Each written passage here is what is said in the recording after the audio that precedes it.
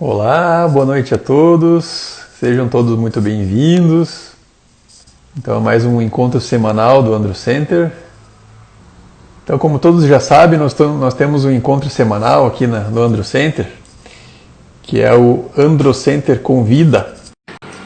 Então, no Andro Center Convida, a gente traz alguns colegas para falar a respeito de temas relacionados à medicina sexual e de infertilidade. E hoje, boa noite, Fer.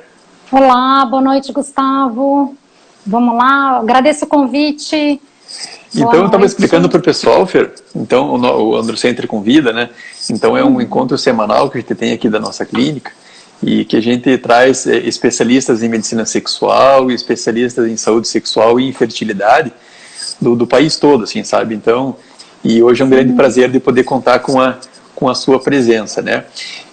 Então, sempre deixando bastante claro também que isso aqui é uma live, depois vai virar um programa no YouTube, também no Spotify, nos podcasts da Apple, e isso não substitui uma consulta médica e com um especialista, né? Então, a ideia aqui é a gente ter uma conversa gostosa, para a gente desmistificar o tema e trazer um pouco mais de informação para os nossos pacientes, né? Que boa parte das vezes tem bastante tipo de dúvida a respeito de todas essas nossas conversas aqui, né? Sim, então, certeza, hoje eu gostaria, isso é importante. Então hoje eu gostaria de agradecer a presença da Fernanda Robert. A Fernanda Robert, ela é psicóloga clínica e ela tem formação em sexologia humana lá pela Faculdade de Medicina da USP. Então eu gostaria de abrir um espacinho para você poder se apresentar, Fer, para quem ainda não te conhece. Sim, boa noite, pessoal, muito prazer. Eu queria agradecer o convite do Gustavo, né? Gustavo é um colega urologista que eu conheci num congresso, né, Gustavo? Já faz alguns anos a gente se encontra, né? Conheci de congressos de urologia e congressos da área de sexualidade humana, da SLAMS. Né? Eu fico muito feliz em poder compartilhar um pouquinho com vocês, trazer um pouquinho da minha experiência, da minha vivência na área de sexualidade. Em termos de formação, eu sou psicóloga clínica. Em geral, eu gosto muito de dizer que eu sou psicóloga clínica porque a avaliação, às vezes, transcende um pouquinho, né, em termos das questões de sexualidade. Atualmente, eu sou mestre na área de instrumentos, na área de padrão de conflito conjugal, pela PUC de Campinas. Fiz a minha capacitação profissional no Prosex, no projeto da professora Carmita, onde eu sou docente convidada e desenvolvo algumas pesquisas. Atualmente participo de congressos nacionais e internacionais na área de sexualidade. Trabalho há 18 anos nessa área. Eu comecei a estudar junto com a faculdade em 2003. Então, e fui conhecendo uma série de colegas. Eu acho que esses momentos são extremamente importantes para a gente poder conversar, compartilhar o conhecimento, trocar, porque cada um tem uma forma, né, de abordar, de conversar, de relacionar com o paciente, de trazer as informações, né. E eu acho que o diálogo entre a psicologia e os médicos, a urologia, é extremamente importante em termos de disfunção. Então, eu agradeço muito o convite, espero que poder compartilhar com vocês, que as pessoas gostem e participem. Vamos lá? Vamos, com certeza você vai conseguir ajudar bastante os nossos pacientes aí e todos os espectadores do programa, né? Fer, então o que a gente sabe? A gente sabe que a ejaculação precoce, ela é o distúrbio sexual mais prevalente da população masculina. Sim. Ela comete praticamente todas as idades, né? E quando você pergunta para os homens se eles têm alguma alteração com relação ao tempo de ejaculação, se eles acham que ejaculam mais rápido, cerca de 30% dos homens acham que tem uma ejaculação mais rápida, né? E com o passar da idade, essa queixa da ejaculação rápida, ela fica ainda mais alta, né? Então, dos pacientes pesquisados acima de 50 anos, assim, dos homens, acima de 50% dos homens acham que tem uma queixa de ejaculação rápida, né? Eu queria saber, a ejaculação precoce no consultório do urologista é uma queixa muito frequente. Do ponto de vista dos atendimentos, da parte do atendimento do consultório do psicoterapeuta, do psicólogo, do especialista em terapia sexual, também é um atendimento muito frequente? Eu acho que isso é importante. É extremamente frequente a queixa de ejaculação precoce. Eu acho que tem uma diferença, né? Então, assim, a ejaculação precoce às vezes vem associada com outras queixas mais relacionadas à área de sexualidade. Então, pode vir associada a questões relacionadas à ansiedade, pode vir relacionada a questões de síndrome metabólica. Quando você fala dos homens acima de 50 anos, alguns estudos estão mostrando associação com síndrome metabólica, associação com questões de continência urinária, né? Em geral, quando ela vem associada a homens mais jovens, abaixo dos 40 anos, que têm uma preocupação maior, quanto mais jovens, também está associada com desconhecimento do próprio corpo. Então, são homens que ainda não tiveram um autoconhecimento, uma vivência, um número de parceiras, para que eles tenham um conhecimento do próprio corpo e consigam ter o controle da ejaculação. Quando a gente fala de ejaculação precoce, tem dois caminhos que eu acho que são importantes colocar, né? Quando você fala no consultório, quando chega na clínica da psicologia, né? Para o psicoterapeuta, para o terapeuta sexual. Tem um ponto que é assim, uma pessoa que chega relatando uma ejaculação precoce, que vem encaminhado por um urologista, vem numa condição diferente de uma pessoa que chega relatando uma dificuldade de ejaculação, que ele chama de ejaculação rápida ou precoce, que não passou por um médico urologista. Esse paciente que não teve uma avaliação do ponto de vista da disfunção sexual precisa ser avaliado, porque não dá para necessariamente a gente dizer que essa questão é uma ejaculação precoce sem uma avaliação devida. Você pode incorrer num erro, você pode chegar a fazer uma avaliação e traçar uma estratégia de processo de psicoterapia e de terapia sexual que não seja condizente com a necessidade dessa pessoa. E a partir daí criar um tipo de tratamento, um tipo de intervenção que não vai ser eficaz. Quando ele vem com uma avaliação e já com um relato, né, com uma verificação do médico, uma avaliação do médico, ele vem numa condição um pouco diferente. Eu acho que isso é muito importante ser falado. Porque quando a gente fala de ejaculação precoce, a gente está falando de um desconforto deste homem com o tempo de latência, né? Então, o que seria? O tempo de latência é intravaginal. Então, mas tem o ejaculador precoce que não consegue a penetração, tem o ejaculador precoce que consegue. Então, assim, alguns nem penetram na mulher, né? Alguns já ejaculam antes, alguns conseguem uma penetração pequena. Então, na verdade, uma coisa que a gente precisa compreender é o que esse homem está chamando de tempo, de pouco tempo numa relação. Essa mulher tem abertura do ponto de vista da vagina, ela tem lubrificação, ela permite a penetração ou não? Esse homem está tendo uma disfunção erétil secundária ou não? Né? Às vezes esse homem que começa com uma ejaculação precoce pode ter uma disfunção erétil secundária. O que significa isso? Significa que esse homem, conforme ele vai vivendo uma sucessão de situações onde ele tenta a penetração e ele não consegue, faz com que ele também não consiga ter uma ereção daí um tempo. Então, às vezes, a queixa de uma disfunção erétil, na verdade, traz uma ejaculação precoce primária. É um homem que vivenciou uma série de situações onde ele não conseguiu a penetração. Não sei se faz sentido um pouquinho para você, Gustavo. Faz todo sentido, sabe? Então, o diagnóstico diferencial de ejaculação precoce e disfunção erétil, ele tem que ser abordado com muito cuidado. Por quê? Porque tem algumas situações onde o paciente tem uma disfunção erétil, que a disfunção erétil ela acaba sendo um problema tão grande para ele que ele acaba ejaculando mais rápido para tentar resolver o problema da disfunção erétil. Por quê? Porque se ele não ejacular muito rápido, logo ele vai perder a ereção, né? Então, às vezes a ejaculação precoce, ela vem com uma ejaculação precoce mascarando uma disfunção erétil, e às vezes também acontece o contrário, né? Então o paciente tem uma disfunção, tem uma ejaculação precoce, né? Que isso acaba se tornando tão desgastante que o subconsciente do paciente acaba fazendo com que ele tenha uma disfunção erétil para sofrer menos com a ejaculação precoce. Então esse diagnóstico diferencial é um diagnóstico muito importante, né?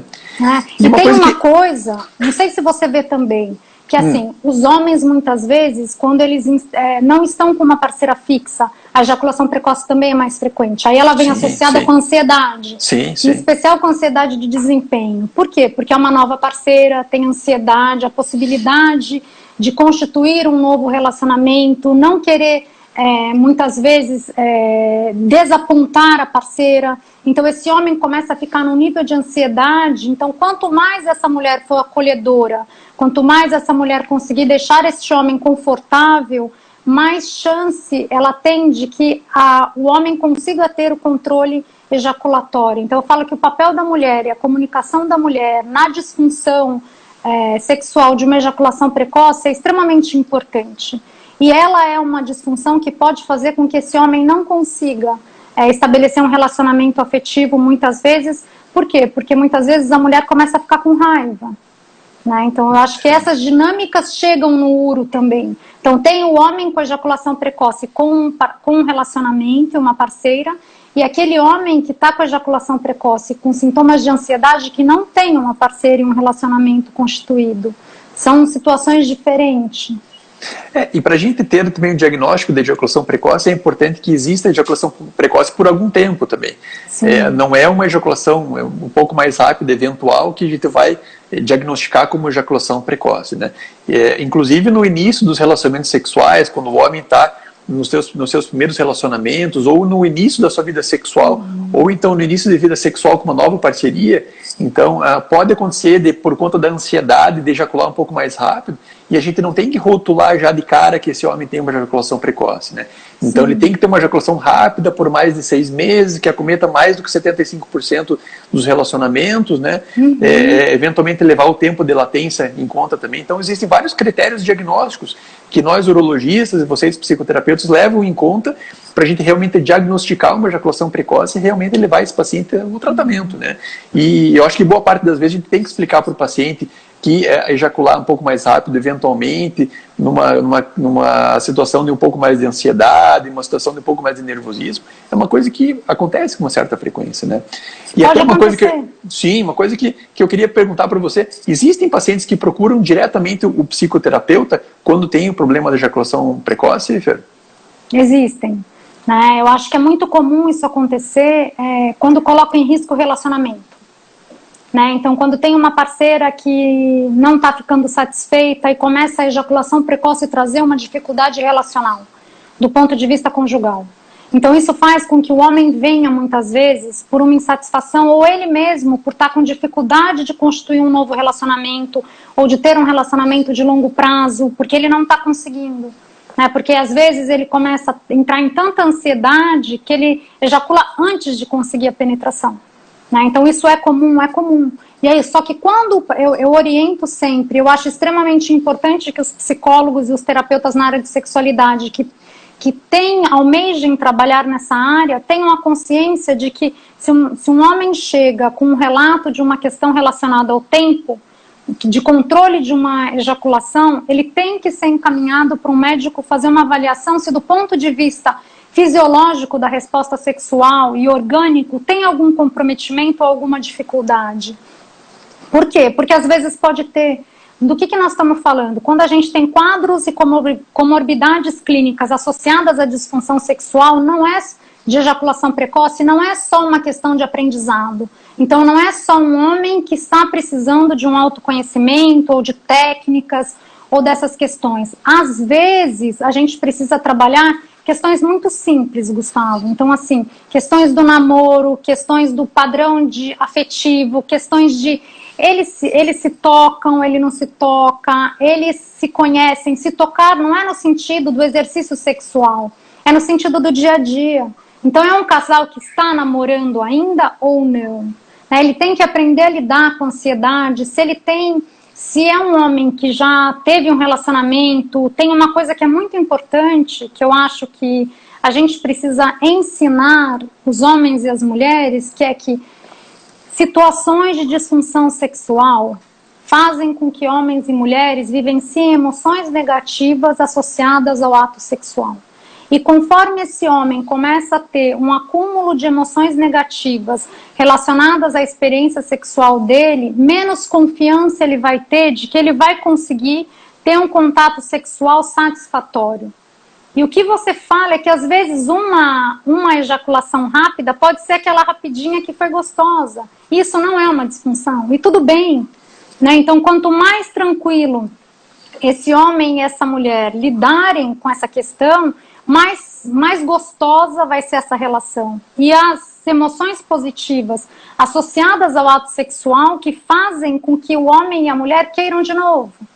Então, o que vai fazer com que esse homem queira um novo ato sexual com aquela parceira que ele está, mesmo que não seja tão gostoso? E é um mito a gente achar que a primeira vez vai ser sempre super incrível, né? Vai ser a melhor. Não tem intimidade, o casal está se conhecendo. Então, quanto mais acolhedora essa mulher for, quanto mais ela conseguir deixar esse homem à vontade, quanto mais ela conseguir que ele esteja presente no ato sexual, esteja presente. Por que eu estou falando de estar presente? Porque tem que estar ali, para o homem conseguir controlar a ejaculação, ter uma ereção e ter o controle eretivo, ele precisa estar presente no ato sexual. Ele precisa dar atenção ali, ele precisa estar com desejo, ele precisa de uma parceira interessada. Né? E a vivência dessa mulher também, quando começa uma ejaculação precoce, não começa a dar certo a resposta sexual, começa a ter uma dificuldade, faz com que essa mulher, às vezes, também comece a ter emoções negativas associadas a essa experiência sexual. Isso também precisa ser cuidado. A experiência sexual tem que ser uma experiência gostosa, uma experiência satisfatória, uma experiência como tudo que você faz quando você vai buscar um prazer, né? Então você vai fazer uma atividade física, você vai no restaurante apreciar um alimento, você vai até mesmo o ambiente de trabalho tem que ser um ambiente gostoso. A partir do momento que o encontro sexual torna-se mais um pesar, alguma coisa que uma obrigação, mais uma obrigação, começa a não ficar legal e fazer as coisas por obrigação, por uma necessidade de performance, vai levar a uma insatisfação. E esse é o primeiro ponto para ser uma insatisfação não só do homem ou da mulher, da parceria. Então tem que ser tem que ser um jogo gostoso, tem que ser alguma coisa que traga prazer para o casal, né? Se não tiver prazer, aquilo se torna obrigação e se torna uma coisa ruim, e aí que começam as disfunções sexuais associadas, né, Fer? Sim, com certeza. Porque imagina assim, o homem precisa, para a conclusão do ato sexual, do orgasmo, das fases da resposta sexual. Então vai precisar ser gostoso, vai precisar ter o desejo, vai precisar ter excitação, vai precisar ter manter a ereção por tempo suficiente que aquele casal queira. Então isso também é interessante. Quando esse homem chega queixando, eu não consigo ficar tempo suficiente, ejaculo rápido, do que ele está falando? Às vezes o homem está achando que ele ejacula rápido e ele ficou 5, 10 minutos. Né? E você precisa adequar a percepção desse homem do que ele está chamando de uma ejaculação rápida. Né? Quando ele fala que ele tem uma ejaculação precoce, que ele não consegue manter uma ereção, do que ele está falando? Se ele tem um problema de ansiedade, se ele tem uma síndrome metabólica, né? Se ele tem um problema de déficit de atenção, né? Se ele tem alguma questão relacionada, por exemplo, a uma prostatectomia, né? O que está acontecendo nessa ejaculação desse homem? Se esse homem é um homem que está muito ansioso, que está muito estressado, né? Então é interessante porque um dos estudos de ejaculação precoce tem colocado não mais uma função linear, mas um modelo tridimensional de compreensão da ejaculação precoce. O que significa isso? Significa que existe o tempo de latência? Sim, existe, mas existe um elemento que foi colocado pelo Emanuele Giannini, que é um endocrinologista italiano, que é o estresse. Então, que o estresse e a condição da relação conjugal interferem no controle ejaculatório do homem. O que significa isso? Significa que quanto mais estresse na relação conjugal, quanto mais dificuldade do ponto de vista da comunicação sexual, mais chance esse casal tem de ter uma ejaculação precoce. Mais dificuldade esse homem vai ter na relação com essa mulher. E aí pode vir ejaculação precoce, pode vir um diagnóstico secundário de uma disfunção erétil, né? Podem vir algumas outras situações que não são necessariamente só a ejaculação precoce. Como Legal. Né? Não sei se faz sentido para você. Não, faz todo sentido, assim, sabe? Fer, me diga uma coisa, você acha que ainda existe algum tipo de preconceito com relação ao tratamento psicoterápico do paciente? Porque o que acontece? Eu acho que os pacientes eles vêm com muito mais facilidade para a gente do que eles vão para o psicoterapeuta. Boa parte das vezes a gente precisa, quando a gente encaminha o paciente para vocês, a gente precisa insistir 1, 2, 3 consultas para que eles comecem a fazer o tratamento psicoterápico. Você acha que isso ainda existe, esse preconceito? E como que a gente poderia, além do esclarecimento, disso que a gente está fazendo hoje, como é que a gente poderia tentar aumentar a adesão desses pacientes à psicoterapia, Fer? Olha, eu acho que isso que você está abordando é super importante. Essa pergunta sua é fundamental. Ainda tem preconceito? Tem. Né? Eu acho que quanto mais humano a gente for na hora de encaminhar, então quanto mais real você for, quanto mais você conseguir tocar o universo do outro, então a partir do momento que o médico conseguir sensibilizar aquele homem e aquela mulher, por exemplo, porque às vezes ela vai junto, às vezes ela não vai, né? Que é o que eu falei, a mulher do ejaculador precoce geralmente é uma mulher que está com raiva, diferente da mulher do homem com disfunção erétil, que geralmente é uma mulher que está sendo às vezes até codependente da disfunção erétil né? Então tudo bem, também não é tudo bem.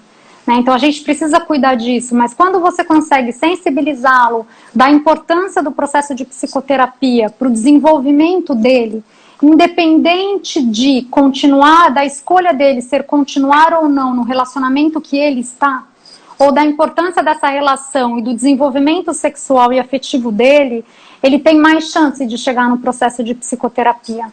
Então o médico de alguma forma precisa conseguir uma linguagem onde ele sensibilize esse homem de que o processo de psicoterapia pode ser a ferramenta para ele começar a vivenciar emoções positivas e ter uma vida sexual satisfatória como ele deseja. Né? E colocar, em alguns momentos eu coloco de uma forma muito clara, às vezes, Gustavo, de que até vão ter momentos em que vai ser difícil. Né, que tem momentos que não vai ser simples para o paciente estar num processo de psicoterapia. A gente vai ter que falar de algumas coisas que são difíceis. Tem alguns pacientes com um pouco mais de dificuldade, que eu tenho até um contrato, em alguns momentos, de que quando fica muito difícil a gente para. E a gente retoma daquele ponto num outro momento, em que ele tenha condições da gente conseguir aprofundar um pouco mais. E aí, devagar, você vai acolhendo o paciente que tem ejaculação precoce para ele se sentir à vontade. Porque o processo de psicoterapia e a psicóloga, no caso, a terapeuta sexual, é uma pessoa onde ele vai restabelecer o relacionamento. Então, eu sou um modelo de figura feminina, um modelo de mulher para o paciente que entra na clínica. Então, a minha relação terapêutica e clínica que eu vou desenvolver com o paciente com disfunção sexual vai reverberar nas relações que ele vai construir daí para frente. Isso não significa que não tenha momentos em que a gente tenha que colocar os limites de uma forma um pouco mais firme. Mas se você de alguma forma conseguir sensibilizar para ele, em termos de futuro mesmo, né, tanto de futuro no sentido positivo, quanto no futuro negativo se ele fizer essa escolha. E que quanto mais rápido um homem ou uma mulher procurarem a terapia sexual, em termos das disfunções sexuais, mais rápido eles podem conseguir ter a resolução da dificuldade deles e voltarem a viver uma experiência conjugal satisfatória. Quando a gente toca aí, pelo menos esse é o ponto que eu coloco quando eu, muitas vezes, vou fazer um encaminhamento para o urologista. Né? Fazendo um parênteses, a gente acabou de ter o Novembro Azul.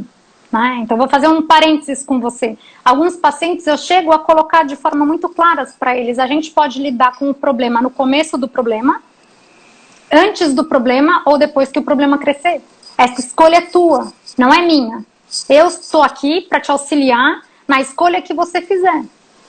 Né? Então, eu acho que quando a gente coloca os cenários para eles, em termos de positivo, em termos de consequência negativa, a gente devolve para aquele homem que está na sua frente, ou aquela mulher enquanto urologista, o empoderamento da escolha, das próprias escolhas para a vida deles, e as consequências das escolhas. E eu acho que isso é fundamental. Eu devolvo a condição de escolha, né? quanto mais a gente deixa a bola de neve rolar, mais a bola de neve vai crescer e mais difícil vai ficar de fazer o tratamento, né? Então, e isso vai trazendo mais consequências negativas para a vida do casal e pode chegar ao ponto que seja insustentável, né? Eu costumo olhar, não sei se faz sentido para você, mas eu costumo também ver como está esse homem nas outras áreas da vida. Né? Então, como está, fundamental. Né? Então, assim, essa disfunção é uma disfunção que está presente neste momento, né? Só na área da sexualidade ou tem geralmente não é uma áreas, disfunção né? isolada, né? São vários... Às vezes tem o álcool associado, exatamente. Às vezes tem outras drogas, né? O álcool automaticamente vai fazer ejacular mais rápido e perder a ereção. Às vezes o álcool vai vir associado com a disfunção erétil secundária, mas não é uma disfunção erétil, é uma ejaculação precoce. Sim. Porque bebeu para relaxar, mas aí não deu muito certo. Aí bebeu um pouquinho mais, não teve ereção, né? Então tem uma coisa que a gente precisa cuidar, né, com relação a isso. Fê, me diga uma coisa, do ponto de vista logístico, do ponto de vista da estratégia de tratamento, assim, geralmente nas primeiras consultas o homem ele vem sozinho, boa parte das vezes, para você fazer uma avaliação inicial deles, né, para poder ver o que está acontecendo, quais são as queixas, tentar estudar, tentar investigar como é que foi todas as experiências sexuais desse homem, né? E depois de 1, 2, 3 avaliações, você pede para a parceria vir junto, né? Como é que funciona essa tua logística, assim, do aspecto prático, assim, dessas primeiras avaliações e a partir de que ponto que você acha que a parceria pode vir junto, né? E o quanto que é importante a parceria vir junto para lidar com esse processo da psicoterapia? Eu acho que é isso, assim, eu vou tentar dividir, separar um pouquinho o que você está me perguntando, que eu acho que é importante. Primeiro ponto, vai vir junto ou não, dependendo da condição daquela relação conjugal. A presença da parceria é essencial, a gente vê nos manuais, a gente vê a recomendação, mas eu também costumo respeitar muito, Gustavo, se o homem quer a presença desta mulher e desta parceira no processo de terapia sexual ou no processo de psicoterapia.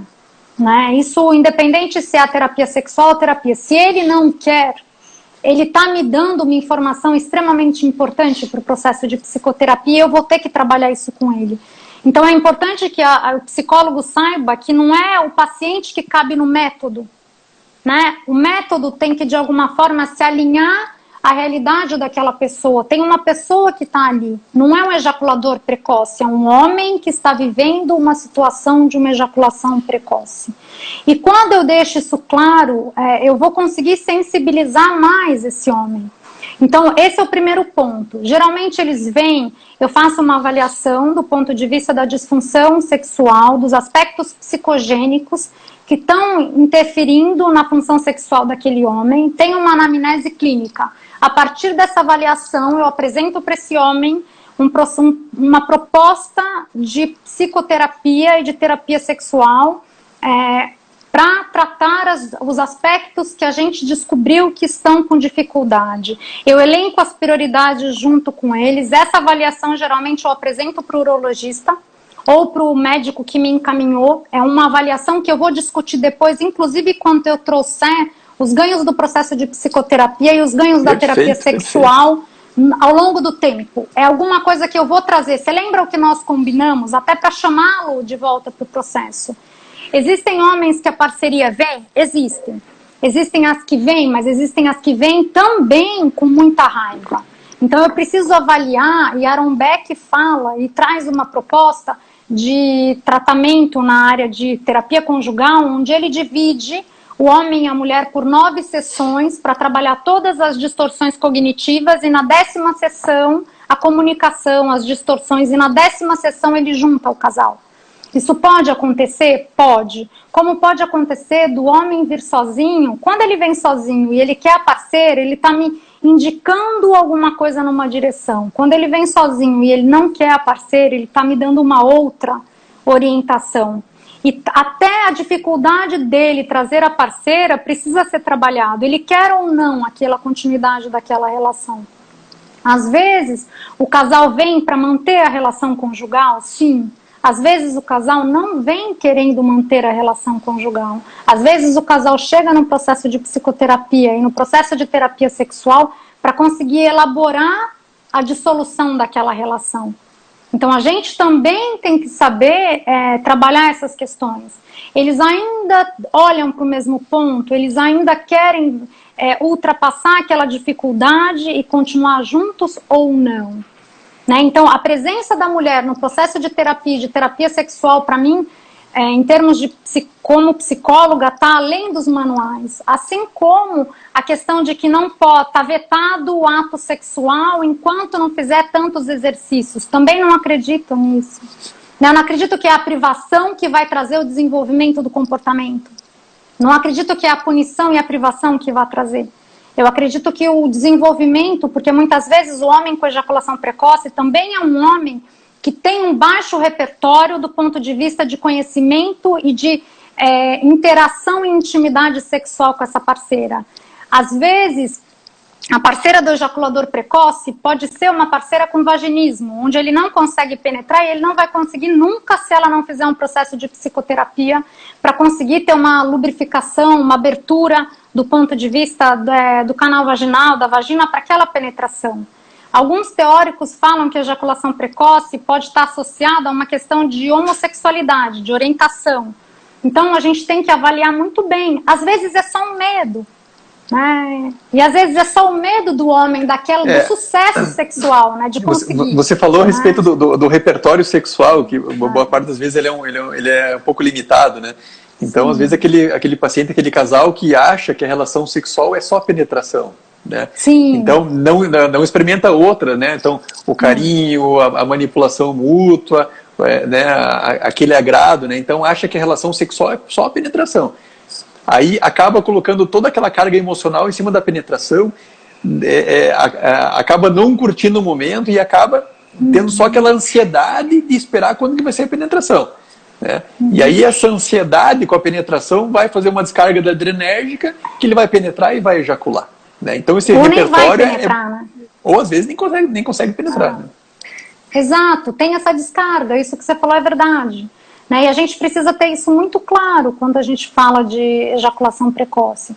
Mas tem uma coisa também que eu gosto muito que a gente pense, às vezes eu discuto isso com o Uro também, né? Que é assim, que a gente tem que ter em mente que aquele homem que está chegando no seu consultório, né, no seu consultório com uma disfunção erétil ou com uma ejaculação precoce, é um homem que está morrendo de vontade de conseguir ter uma penetração. Ele está morrendo de vontade de conseguir ter uma penetração. Está tão ansioso para aquilo, né? E ele tem que tirar essa ansiedade dele, né? Que o problema é a ansiedade. Não, e e é natural. Né? Imagina que às vezes ele está 1 ano. Tem homens que às vezes demoram e chegam na clínica com 10 anos. Imagina aí, se você se colocar numa condição humana e falar, eu estou diante de um homem, de um casal às vezes, ou de um homem, que há 10 anos não consegue ter uma ereção e uma penetração que ele deseja. E ele não está conseguindo. E a vontade, o desejo que esse homem está, o sofrimento que o não conseguir, o realizar o desejo dele está gerando nele, é uma coisa que a gente precisa olhar como terapeuta para conseguir entender um pouco o universo daquela disfunção. E eu fico imaginando a dificuldade que pode ser, assim, um paciente que fica tanto tempo sem ter relacionamento, boa parte das vezes ele não tem nenhuma parceria, né? E isso até é uma coisa isso que eu gostaria de perguntar para você, Fer. Como é que funciona do ponto de vista terapêutico? Eu fico imaginando assim, esses pacientes que têm uma ejaculação precoce há mais tempo, que têm até uma dificuldade do ponto de vista de conseguir um relacionamento por conta dessa disfunção sexual, boa parte das vezes eles não têm nenhuma parceria. Né? O quanto que é difícil, qual que é o quanto que é um desafio você conseguir tratar uma disfunção sexual como uma ejaculação rápida, uma ejaculação precoce, com o paciente sem ter nenhuma parceria que possa ajudar na terapia. Um desafio. Eu acho como é que você lida com esse desafio? Eu vou dizer uma coisa para você, Gustavo. Você pede eventualmente para ele tentar um novo relacionamento? Como é que você aborda desse ponto de vista? Eu costumo até dizer que durante uma parte do tempo, quem acredita sou eu. entendeu?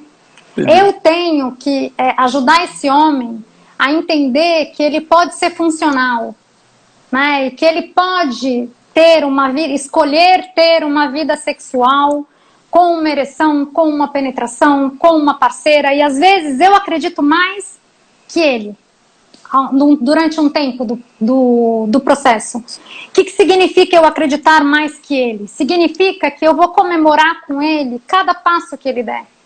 Eu consegui ligar, sensacional, você ligou. Eu consegui marcar. Então vamos lá, então vamos trabalhar, eu consegui passar marcar. A confiança que ele está precisando, né? Exato, é o terapeuta que vai ter uma postura ativa e positiva para ajudar esse homem a encontrar. Eu costumo fazer uma pergunta e eu faço para todos os meus pacientes. Eu quero o relato do melhor ato sexual que você teve. Eu quero saber aquele que foi incrível, que você fala, nossa, Fernanda, tem até, né, top, tá aqui.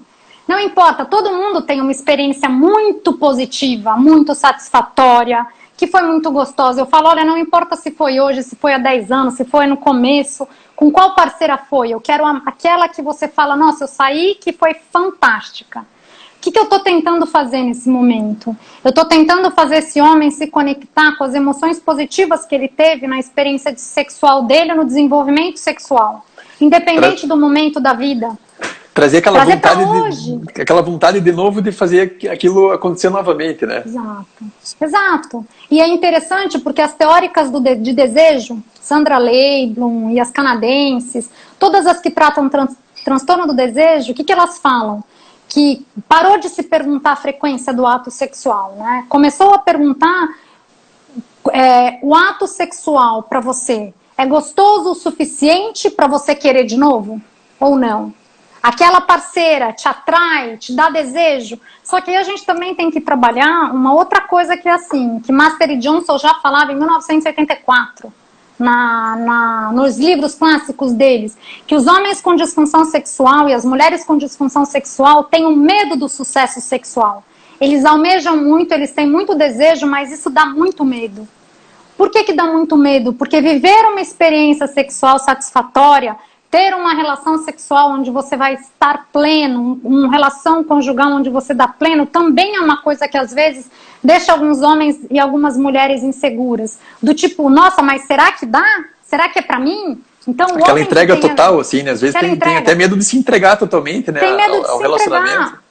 E o homem com ejaculador precoce é o cara que vai embora da festa na hora que a festa tá no auge. Eu falo, mas pô, a festa tá ficando boa, você vai embora agora? Como assim? Né? Então, tem essa questão que a gente tem que trabalhar, que é o homem tem que saber curtir o prazer do ato sexual. E tudo bem se às vezes for rápido, não tem uma regra.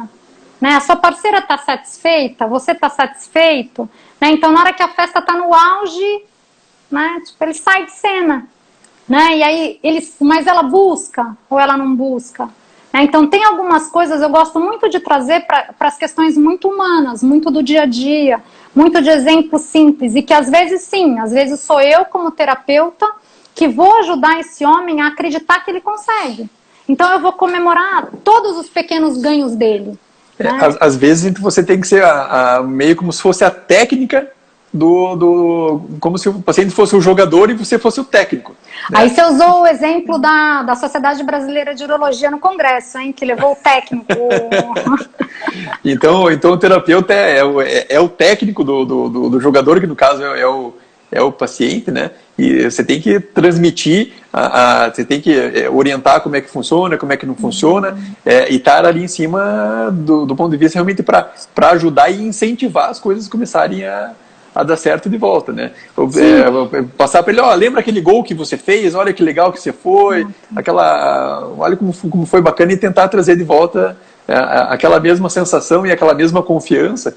E trazendo confiança é meio caminho andado, né, Fernanda? O técnico, achei interessante você falar isso. Eu acho que tem uma coisa que é muito interessante, que é assim, você tem que deixar muito claro limites e possibilidades. Eu também não vou falar uma coisa que não seja possível. Né? Então, assim, tem limites também? Tem limites. Né? E a gente tem que saber lidar com o limite e lidar quando não vai dar certo. E que às vezes não vai dar certo. E tudo bem não dar certo. Isso não significa que você vai desistir daquele relacionamento, que você vai, que aquela parceira não vai mais querer encontrar, que não significa isso.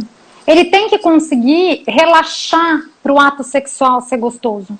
Quando ele está preocupado, quando ele está com uma série de questões, quando ele está fora do ato sexual, ele não vai conseguir. O homem que está fora do ato sexual, ele não consegue ter uma ereção e controlar a ejaculação.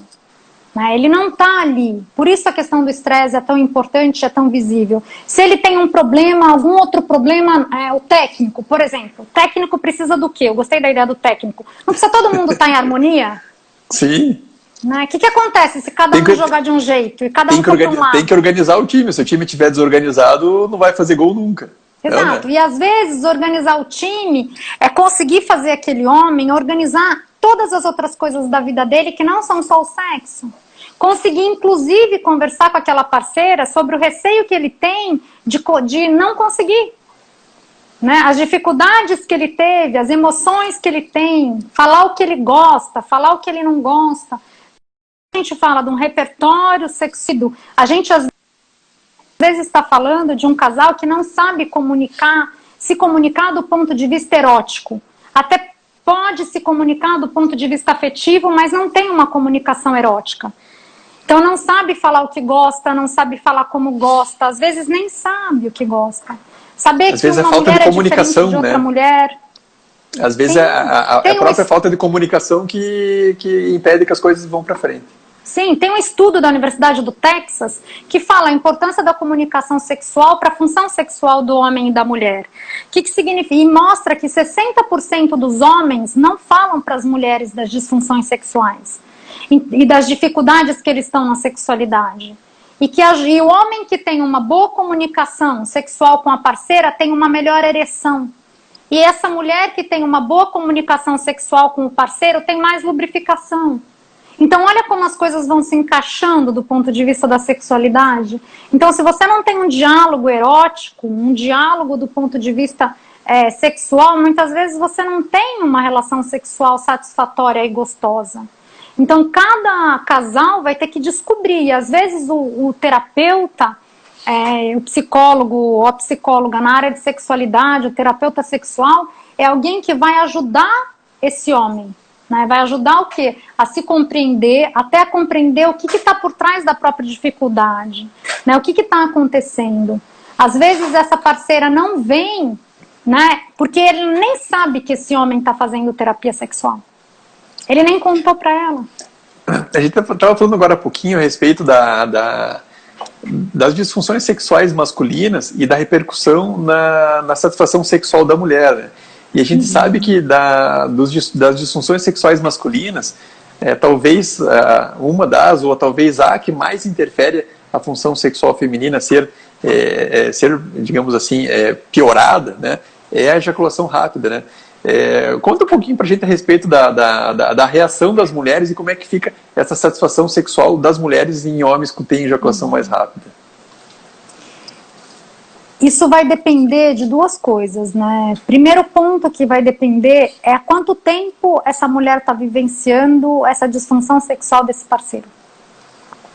Né? Em geral, as mulheres que têm parceiros com ejaculação precoce começam a ficar com raiva. Por quê? Porque ela não tem a penetração. Né? Ela não fica satisfeita, ela não chega ao orgasmo. Às vezes o casal nunca teve uma penetração. Né? Então, assim, essa mulher também... Aí também a gente precisa fazer uma pergunta, que às vezes não é difícil. O que você ainda está fazendo aí? Né? Às vezes eu pergunto para os meus pacientes, o que te fez ficar tanto tempo nesta relação onde as emoções negativas associadas ao sexo e a disfunção sexual estava presente? Porque o que te fez escolher ficar tanto tempo na disfunção? Né? Então isso também é importante. Essa parceira é uma parceira que tem vaginismo ou essa parceira não tem vaginismo? Né? Se ela tiver vaginismo e tiver dor, vai ficar mais difícil. Né? E aí as emoções, ela vai ficando com raiva, Gustavo, você vai estar me perguntando. Né? E aí o que começa a acontecer? Né? Ela começa a ser hostil com esse homem. E quanto mais hostil com esse homem, mais distante esse homem fica dela. E aí começa a ter o quê? Um comportamento de fuga e esquiva, que a gente chama na terapia comportamental. O que significa isso? O casal começa a vivenciar situações onde tudo que se remete ao sexo é algo que faz com que ele se distancie. Então, pensar no ato sexual, vamos supor, aí não beija mais. Por quê? Porque aquele beijo gostoso que pode ter dado, aquela pegada de repente, né? Não, vai vir pro ato sexual, então nem beijo mais. Por que não beijo? Não beijo porque não quero nem imaginar que o beijo possa me levar a que ele ou ela queira se aproximar e ter o sexo. Né? Então isso começa a acontecer. O casal não anda mais de mãos dadas, o casal não namora mais, não viaja mais junto.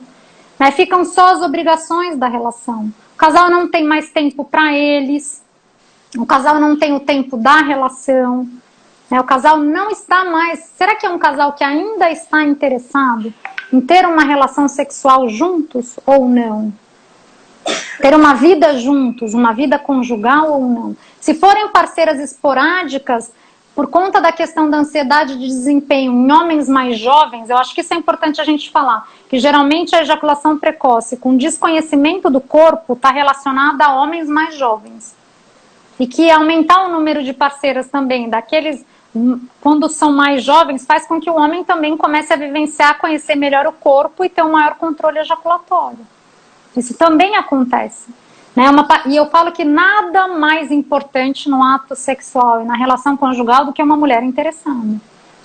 Uma parceira interessada com uma postura ativa tem outra forma de vivenciar tudo isso. Então eu gostaria que todos percebessem que a psicoterapia e a terapia sexual ela é muito mais do que ficar ensinando exercícios de start-stop, ficar privando o paciente de penetração. Então isso aí vai muito mais além.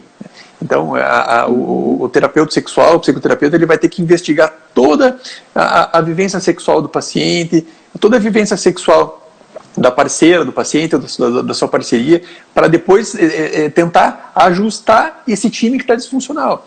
E esse time, boa parte das vezes, às vezes não é o time só do sexo, é o time da vida do paciente. Sim. Né? Então vai ter que ajustar tudo e vai ter que colocar tudo isso aí num contexto, e dentro desse contexto vai ter que propor um tratamento, né? Um tratamento que pode ser um pouco mais longo, um pouco mais curto, né? Hoje em dia a gente fala muito em terapia sexual breve, né? Breve e focada, né? Mas é lógico que a gente vê todo o contexto da vida do paciente também é muito importante, né? Então vai da percepção do psicoterapeuta e da competência do psicoterapeuta que lida com a parte da sexologia, saber de tudo isso aí e propor tratamentos que realmente sejam efetivos nessa área, né, Fernanda? Sim, e saber pôr limites também, né, Gustavo? Eu acho que isso é importante. Quando você traça uma estratégia de processo de psicoterapia, você tem que ter os limites e as possibilidades. Então, assim, quais são as possibilidades de desenvolvimento, mas quais são as dificuldades e os possíveis limites?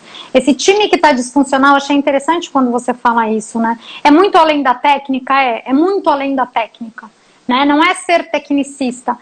Eu sei fazer start-stop, squeeze, ok, mas você consegue levar esse comportamento que você aprendeu sozinho para uma relação a dois? Porque a dificuldade do homem com ejaculação precoce, muitas vezes, não é a masturbação.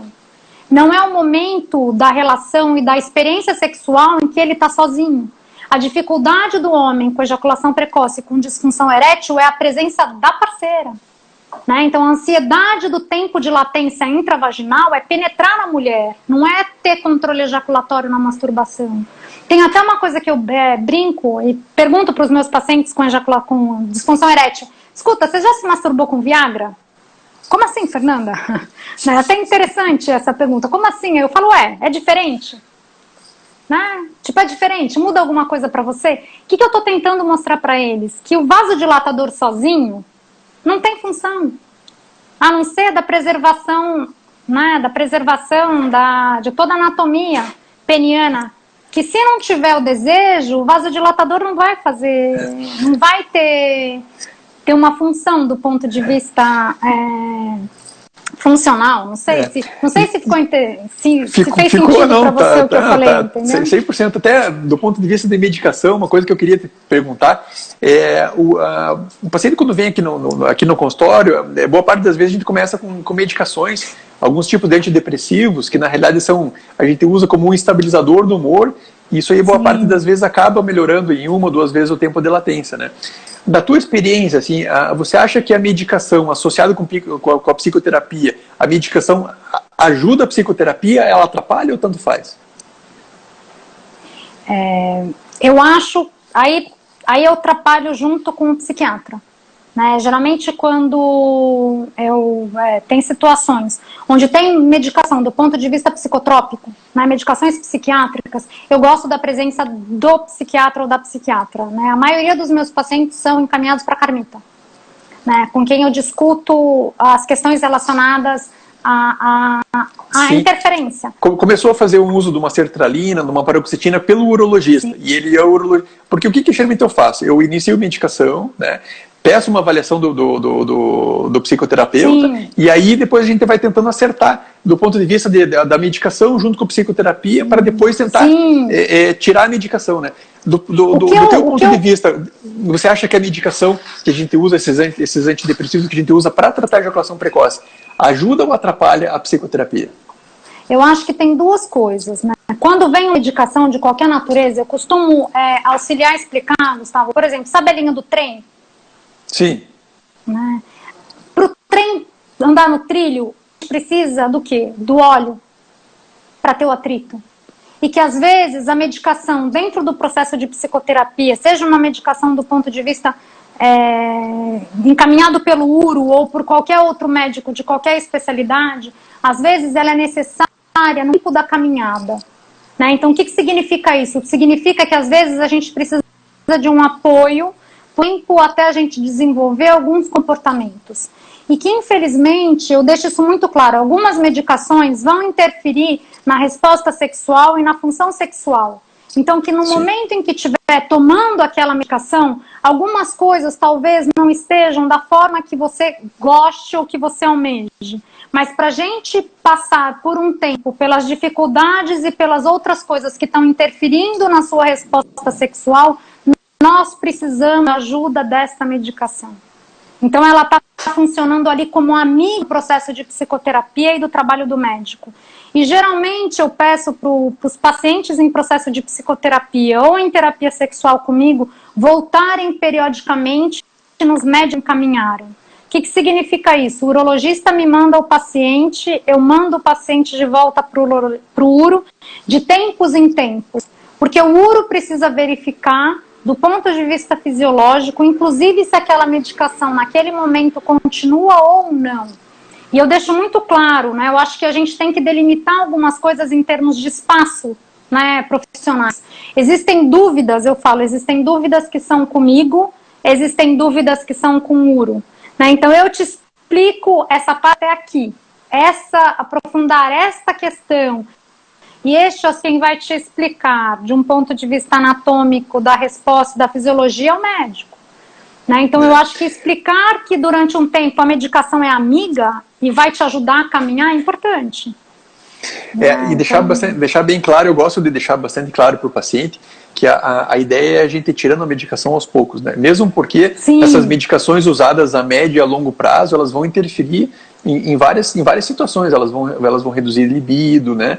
Então elas vão ser prejudiciais a médio e a longo prazo. Então inicialmente elas estão ajudando, mas a gente tem que fazer alguma estratégia para a gente tentar desmamar o paciente da medicação e tentar deixar, se possível, livre da medicação, livre da psicoterapia, que esse que é o nosso objetivo final, de trazer realmente uma solução para o paciente, não deixar ele escravo da medicação, né?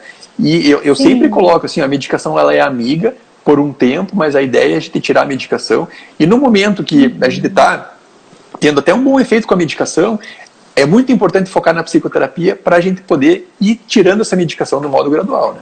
Sim, existe até algumas medicações que ajudam o retardo da ejaculação. Então elas acabam, em termos de ejaculação precoce, auxiliando alguns pacientes. Né? Sim, então isso também é importante. Mas isso que você falou de tirar é extremamente importante. Só que a gente precisa conscientizar, o que eu acho que tem duas coisas. Quem retira é o médico, esse é um ponto que eu deixo muito claro com os pacientes. Então discutir retirada de medicação é médico. Né?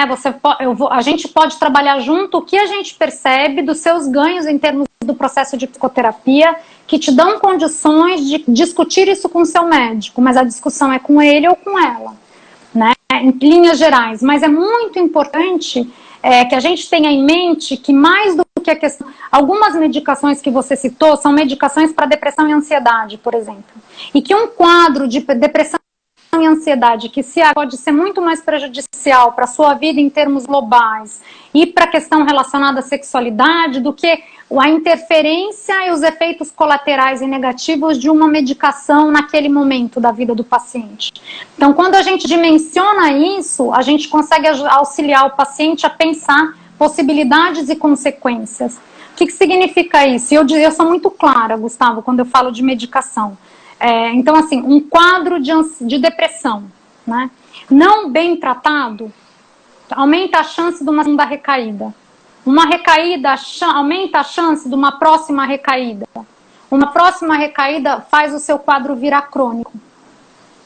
Né? Então, assim, a chance de você ter uma cronicidade numa segunda e numa terceira recaída de uma depressão maltratada, né, é muito grande. E a interferência disso do ponto de vista da sexualidade e da questão da vida do ponto de vista global do paciente, que é o que a gente também vai ter que olhar, não dá para ficar só, né, na questão só da sexualidade, é geral.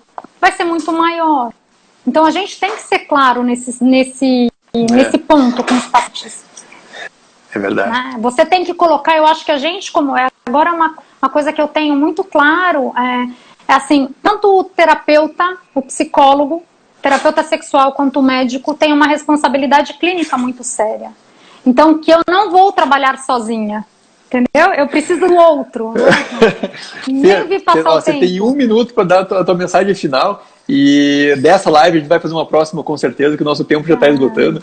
Dê a sua mensagenzinha final. A minha mensagem é que eu queria agradecer ao Gustavo, primeira coisa, pela oportunidade, pelo bate-papo. Eu acho que as pessoas têm toda a condição de ter uma vida sexual saudável, de ter uma vida sexual plena, de ter uma vida plena nesse momento, né? E que escolha individual. E que a gente está aqui, médico, para auxiliar nessa caminhada, mas que quem caminha não é a gente. É o casal. E que medicina sexual e saúde sexual... Ali, né? É multidisciplinar, por isso que depende dessa interação com o urologista, com o psicólogo, com todo mundo, né? Todo mundo unido em prol da melhor resposta e do melhor resultado para o tratamento dessa parte da psicoterapia. Pessoal, estamos acabando aqui. Fer, muito obrigado. Valeu mesmo, assim, sabe? Você é uma pessoa que sabe muito e espero a gente poder trocar muita ideia ainda. Tá certo? Sim, muito boa noite, pessoal. Eu brinco que o Gustavo é um dos poucos colegas que eu dividi um chopp no congresso. Certo? Legal, obrigada, Fer. Gustavo. Obrigado, até a próxima. Tchau, querida. Tá bom, tchau, tchau. Obrigada.